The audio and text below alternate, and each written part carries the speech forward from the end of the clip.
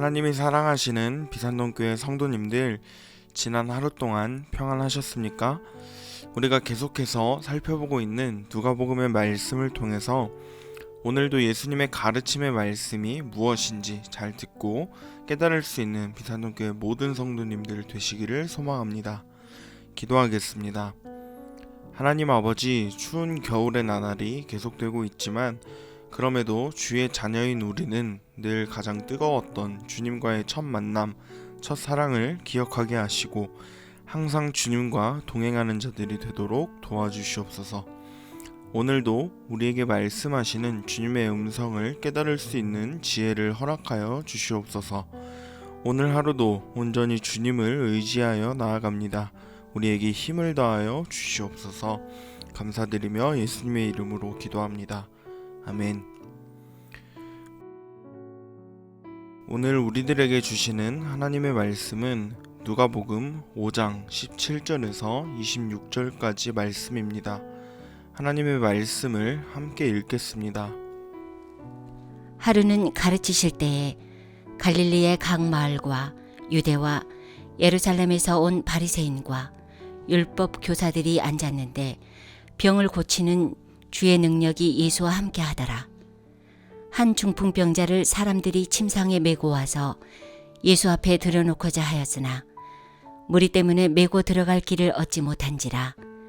지붕에 올라가 기와를 벗기고 병자를 침상째 무리 가운데로 예수 앞에 달아내리니 예수께서 그들의 믿음을 보시고 이르시되 이 사람아, 내 죄 사함을 받았느니라 하시니 서기관과 바리새인들이 생각하여 이르되 이 신성 모독하는 자가 누구냐?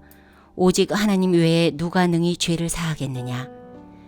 예수께서 그 생각을 아시고 대답하여 이르시되 너희 마음에 무슨 생각을 하느냐?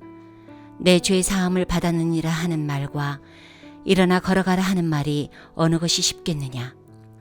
그러나 인자가 땅에서 죄를 사하는 권세가 있는 줄을 너희로 알게 하리라 하시고 중풍병자에게 말씀하시되 내가 내게 이르노니 일어나 내 침상을 가지고 집으로 가라 하시매 그 사람이 그들 앞에서 곧 일어나 그 누웠던 것을 가지고 하나님께 영광을 돌리며 자기 집으로 돌아가니 모든 사람이 놀라 하나님께 영광을 돌리며 심히 두려워하여 이르되 오늘 우리가 놀라운 일을 보았다 하니라.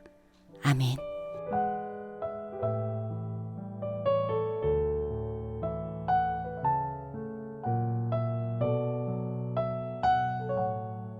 먼저 17절을 보시면 하루는 가르치실 때에 갈릴리의 각 마을과 유대와 예루살렘에서 온 바리새인과 율법 교사들이 앉았는데 병을 고치는 주의 능력이 예수와 함께 하더라. 예수님께서 계속해서 갈릴리에서 사역들을 행하실 때 예수님의 소문을 듣고 모인 수많은 사람들이 있었다는 사실을 볼 수 있습니다. 거기에는 마을 사람들도 있었고 예루살렘에서 찾아온 바리새인들과 율법 교사들도 함께 있었습니다. 오늘 말씀에 등장하는 중풍병자도 예수님의 치유하심에 대한 소문을 듣고선 그 자리를 찾아왔는데요. 이 사람은 혼자서는 움직일 수 없는 환자였기 때문에 그의 친구들의 도움을 받아 예수님이 계신다는 곳으로 올 수 있었습니다. 그렇게 도착은 했지만 예수님을 찾아온 다른 수많은 사람들이 이미 예수님께로 나아갈 길을 막고 있는 상황이었습니다. 18절을 보시면 한 중풍병자를 사람들이 침상에 메고 와서 예수 앞에 들여놓고자 하였으나 친구들은 중풍병자를 데리고 예수님께로 나아가려 애써봤지만 결국 거기 모여있는 수많은 사람을 뚫고 들어간다는 것이 결코 쉽지 않았습니다. 19절을 보시면 무리 때문에 메고 들어갈 길을 얻지 못한지라 지붕에 올라가 기와를 벗기고 병자를 침상째 무리 가운데로 예수 앞에 달아내리니 그래서 친구들은 예수님이 계시는 집의 지붕으로 올라가서 지붕의 일부를 걷어내고 중풍병자를 예수님 앞에 침상째로 달아내려서 결국 중풍병자가 예수님을 만날 수 있게 되었습니다. 예수님께서는 어떻게 해서든지 예수님을 만나고자 하는 그들의 행동, 그 이면에 예수님을 향한 간절한 믿음을 보셨고 이렇게 말씀하셨습니다. 20절입니다. 예수께서 그들의 믿음을 보시고 이르시되 이 사람아 내 죄 사함을 받았느니라 하시니, 예수님께서는 중풍병자와 친구들의 믿음을 보셨습니다. 그들은 앞서 살펴본 말씀을 통해 적극적이고 끈질긴 노력과 놀라운 믿음을 잘 보여주었습니다.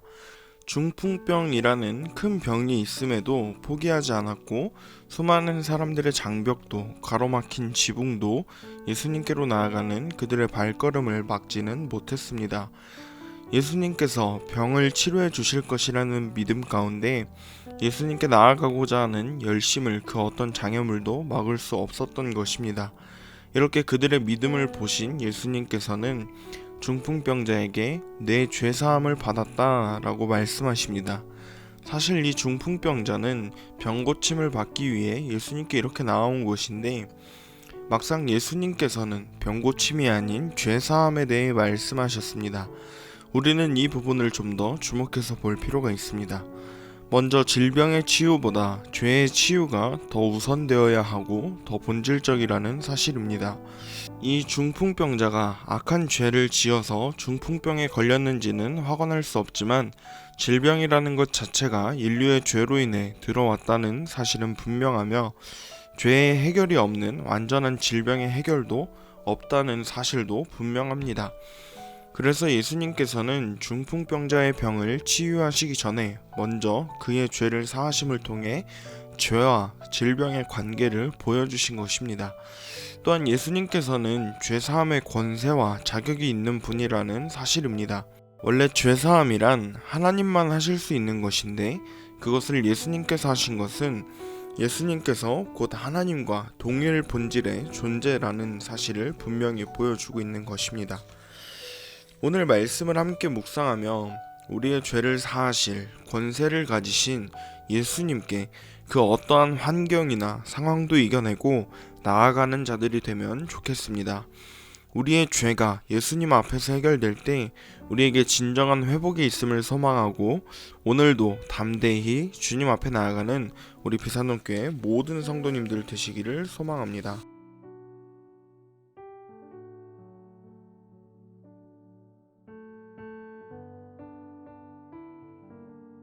17절을 보시면, 하루는 가르치실 때에 갈릴리의 각 마을과 유대와 예루살렘에서 온 바리새인과 율법 교사들이 앉았는데 병을 고치는 주의 능력이 예수와 함께하더라.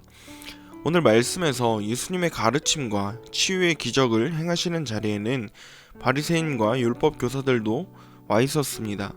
이는 예수께서 갈릴리에서 사역하시는 초기임에도 벌써 예수에 대한 소문이 팔레스타인 온 지역으로 확산되었음을 시사하며, 한편으로는 예수의 인기와 소문이 커짐에 따라 기존의 종교 지도자 세력이 예수님의 사역에 위협을 느끼고 경계하기 시작했음을 보여주고 있습니다. 이제 중풍병자를 친구들이 지붕에서 달아내렸고, 20절에서 예수님께서 그들의 믿음을 보시고 죄사함을 받았다고 선포하시니까 거기에 있던 서기관과 바리새인들은 이런 반응을 보였습니다. 21절을 보시면, 서기관과 바리새인들이 생각하여 이르되 이 신성모독하는 자가 누구냐? 오직 하나님 외에는 누가 능히 죄를 사하겠느냐? 죄를 사하는 일은 오직 하나님만이 하실 수 있는 일로 여기고 있던 서기관과 바리새인들은 이 신성모독을 하는 사람이 누구냐? 라고 생각하며 예수님을 향해 공격을 하는 모습을 볼 수 있습니다. 서기관과 바리새인들이 보기에는 한낱 인간에 불과한 예수가 죄사함을 선언한 것이 분명 하나님의 고유 영역과 권한을 침해하는 신성모독의 행위였지만, 엄밀히 말하자면 신성모독의 죄를 범하고 있는 것은 다름 아닌 그들이었습니다. 바리새인과 서기관은 죄를 사할 권세와 자격이 있는 예수님을 비방했기 때문입니다. 오늘 말씀을 묵상하는 우리는 서기관과 바리새인들의 모습을 통해 아무리 성경에 대한 지식이 해박하다 한들 그 안에서 성령의 조명을 받지 못하면 진리는 깨닫지 못할 뿐 아니라 오히려 하나님을 대적하는 사람으로 살아갈 수도 있다는 경각심을 가지며, 늘 고린도전서 1장 25절에 하나님의 어리석음이 사람보다 지혜롭고 하나님의 약하심이 사람보다 강하니라, 이 말씀을 늘 기억하며 살아가는 우리 비산동교회 모든 성도님들 되시기를 소망합니다.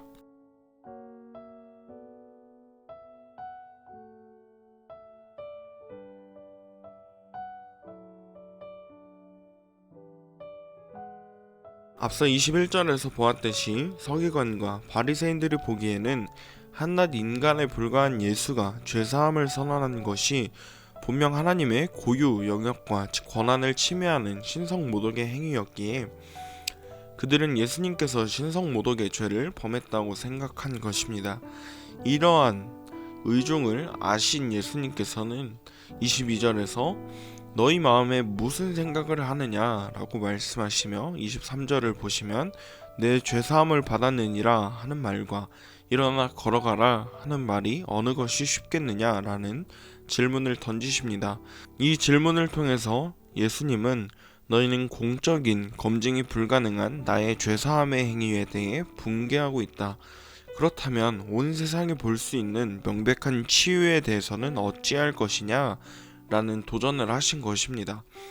24절을 보시면 그러나 인자가 땅에서 죄를 사하는 권세가 있는 줄을 너희로 알게 하리라 하시고 중풍병자에게 말씀하시되 내가 네게 이르노니 일어나 내 침상을 가지고 집으로 가라 하시매 예수님께서는 그들에게 땅에서 죄를 사하는 권세가 인자 즉 예수님 자신에게 있음을 분명히 말씀하시며 중풍병자에게 일어나 내 침상을 가지고 돌아가라 말씀하셨고 25절에서 중풍병자는 곧 일어나 자기 침상을 가지고 하나님께 영광을 돌리며 돌아갔고 거기에 있던 모든 사람들은 놀라며 하나님께 영광을 돌리고 두려워하는 모습으로 오늘 말씀이 마무리되고 있습니다.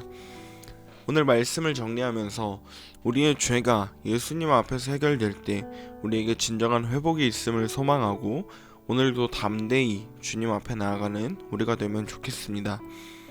또한 우리의 노력으로 성경을 읽고 어느 정도 지식은 얻을 수 있으나 그것을 올바르게 조명해 주시는 성령님의 도우심을 구하며 나아가는 우리가 되기를 소망합니다. 마지막으로 완전한 인간으로 이 땅에 오신 우리를 죄와 사망에서 자유케 하시는 예수님만을 바라보며 살아가는 우리 비산동교회 모든 성도님들 되시기를 소망합니다. 기도하겠습니다. 하나님 아버지, 오늘도 주님의 말씀으로 하루를 시작하게 하심에 감사드립니다.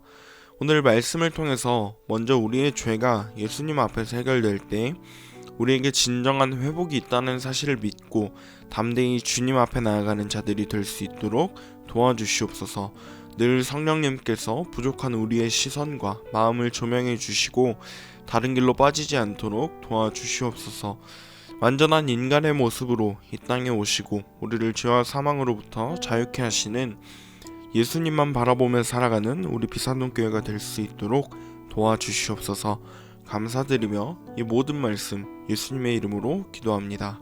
아멘.